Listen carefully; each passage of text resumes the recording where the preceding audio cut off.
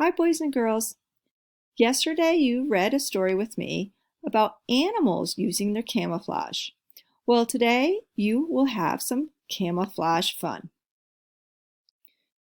You are going to do some camouflage with materials you have around your house, like with white paper, scissors, crayons, markers, colored pencils, or paint.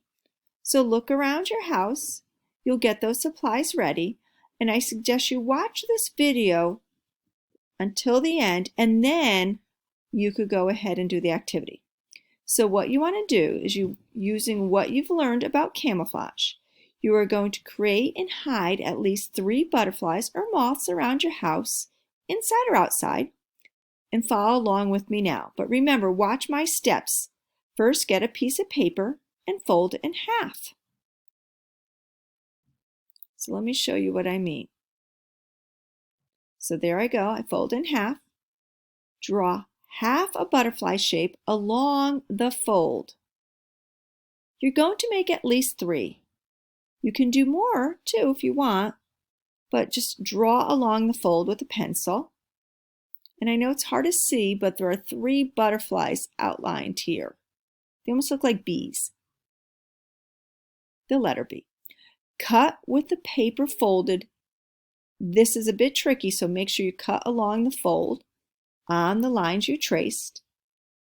You will have 3 half butterflies.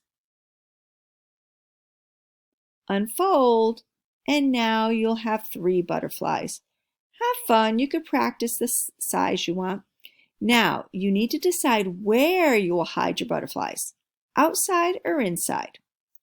When you think you have an idea where to hide them, do some color tests to see what color matches the best. Color in your butterfly to match as best you can. So just hold the white paper up along a background. Here's an example. So I found a spot I think I want to hide a butterfly, and then I use the color. Notice the color now matches the background of the table I did there. Sometimes it takes a little work. Keep going until you've colored and hidden all of your butterflies. Ah, there's one, a little pale yellow.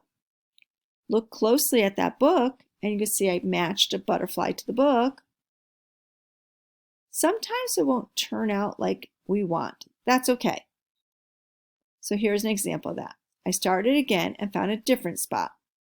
So I'm not really crazy about that.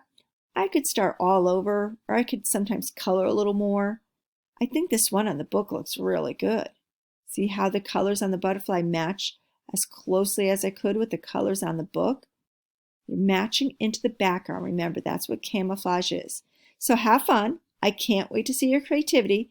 Here are some examples of real butterflies in camouflage. See if you can see them all. Bye, boys and girls.